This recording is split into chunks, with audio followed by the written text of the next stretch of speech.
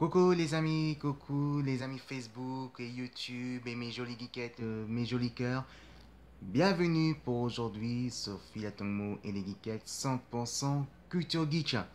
Alors aujourd'hui, je vais vous parler un petit peu ma passion et finalement, c'est pour ça que on va faire ça tranquillement tout le long de la journée.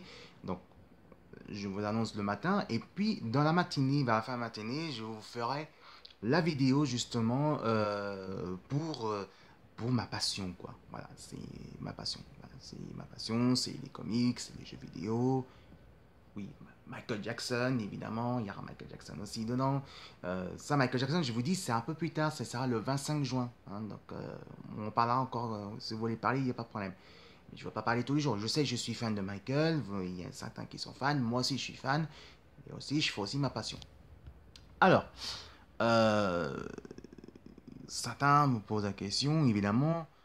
Oui, salut fidèle, c'est Roger. Excuse-moi de te dire, j'ai beaucoup aimé ta vidéo quand tu parles la façon de parler des jeux vidéo, de la technologie comme ça. La première question, la première vidéo que tu vas raconter de ta passion, comment t'es commencé. À quel âge t'as commencé devenir passionné des super-héros, des comics, super-héros comics, manga, jeux vidéo, musique, que ce soit heavy metal, Michael Jackson, tu vois que je veux dire quoi.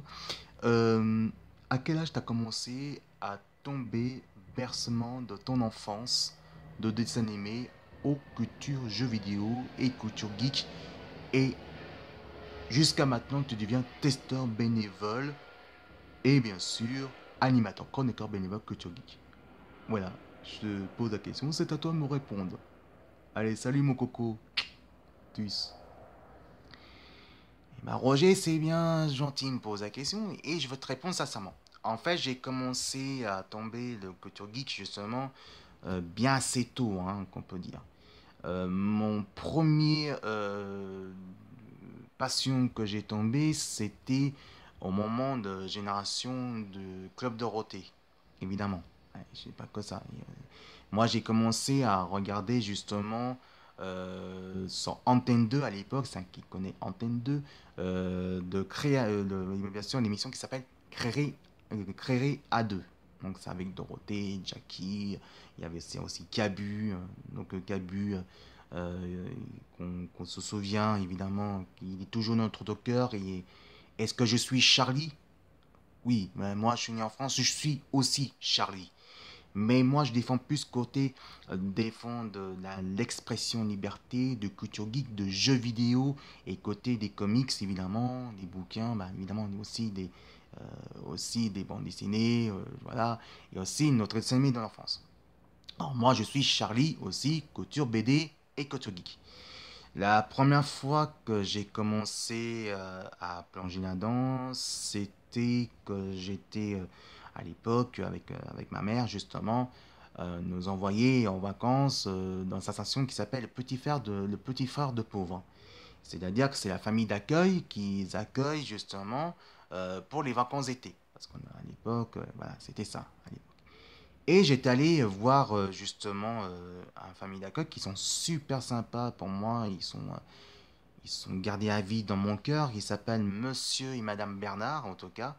Et ils sont toujours dans mon cœur. J'aimerais bien avoir un petit peu de nouvelles d'eux. Mais ils sont une gentillesse, mais vraiment adorable. C'est vraiment des gens, ces gens-là. C'est franchement, voilà quoi. Et je me rappelle que moi, quand j'étais allé chez eux, il dit, tiens, Fidèle, qu'est-ce que tu as envie de faire justement? Est-ce que tu veux jouer aux jeux vidéo? Et je dis, bah ouais, pourquoi pas? Oui, je veux bien. Ma toute première console que j'ai jouée, c'était Atari 2600. Et ça, pour moi, c'était le plus beau souvenir. Oh, j'avais quel âge à cette époque? J'avais à l'âge de, je sais pas, moi, j'avais entre, ouais, ouais, à l'âge de 6 ans, on peut dire, hein, on peut dire comme ça. Et j'ai joué beaucoup à Pac-Man, donc on dit en français et en anglais, mais Pac-Man, parce qu'il faut dire en japonais c'est Pac-Man, hein, donc voilà. Et j'ai joué au Pac-Man et le premier jeu que j'ai joué et j'ai adoré ce jeu-là. Et puis j'ai commencé Quand j'étais, évidemment qu'après, quand on a vu un école des ateliers normales, quand on va dans nos familles, moi j'étais gamin, j'étais vraiment, ma mère me gardait souvent.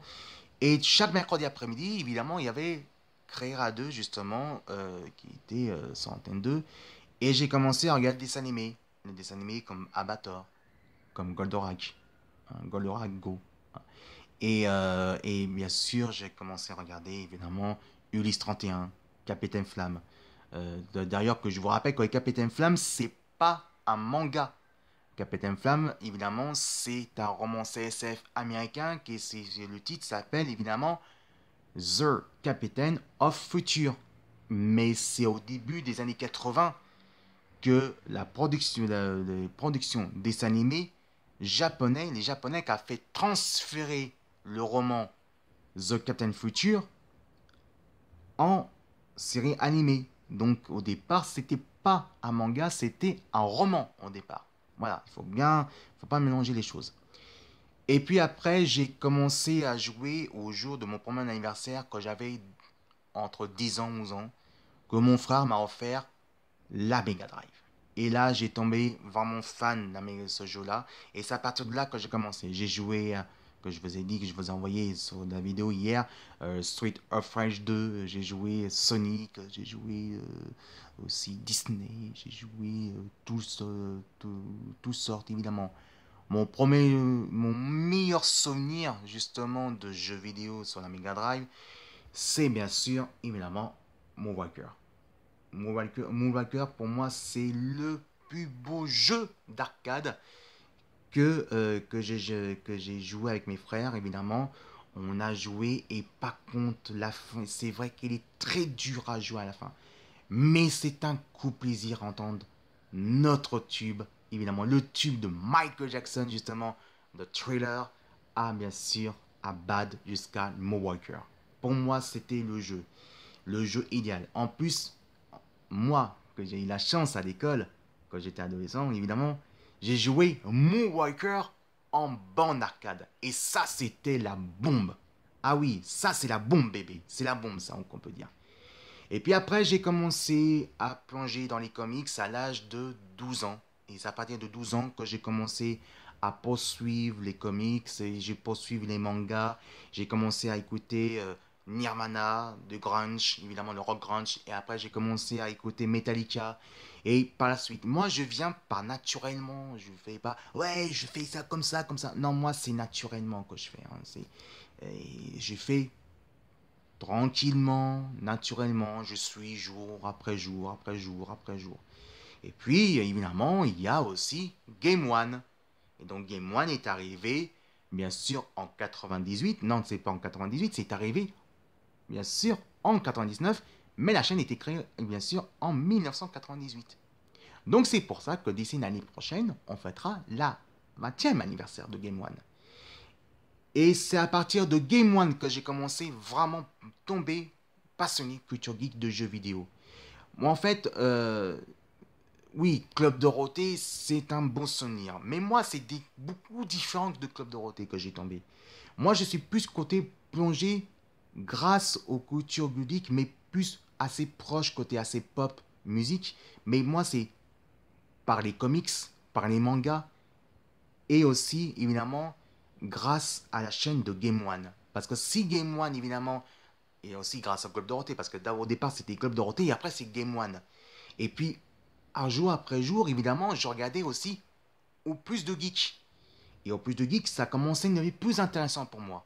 Alors oui, j'ai commencé à Club Dorothée, mais après, moi, j'ai continué encore à poursuivre avec Game One, No Live, bien sûr, évidemment, Gameblog, parce que Gameblog, évidemment, c'était, évidemment, il y a aussi Actu Jeux Vidéo, il y a aussi la chaîne de manga, mais aussi, il y avait Au Plus de Geek. Et Au Plus de Geek, pour moi, c'est vraiment la vraie chaîne que je voulais faire, et que ça m'a pas fait rire, justement, parce que j'ai suivi, justement, le joueur de grenier par YouTube, et au départ, c'était aussi, j'ai suivi le joueur de grenier, justement, qui a fait la meilleure chronique, justement, sur le jeu vidéo, et aussi, il est devenu le meilleur expert de dessins animés de notre enfance. Et j'ai suivi justement grâce à ça. Et c'est pour ça que je suis un vrai fan, par exemple, de joueurs de grenier. Et c'est pour ça que je suis fan là-dessus. Donc c'est pour ça qu'évidemment que oui, je suis fan de Culture Geek, mais moi, c'était l'âge de mon enfance. En fait, c'est comme Obélix, que j'ai tombé comme Obélix, j'étais tombé de Culture Geek quand j'étais petit.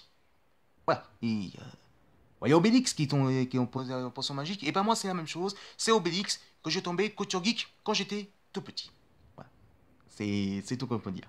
Et pour finir, évidemment, c'est pour ça que je suis devenu testeur borne arcade et je suis devenu animateur, chroniqueur amateur, bénévole Channel Humaine qui vient vraiment de mon cœur et c'est 100% gratuit parce que moi, c'est un plaisir de soutenir un journaliste.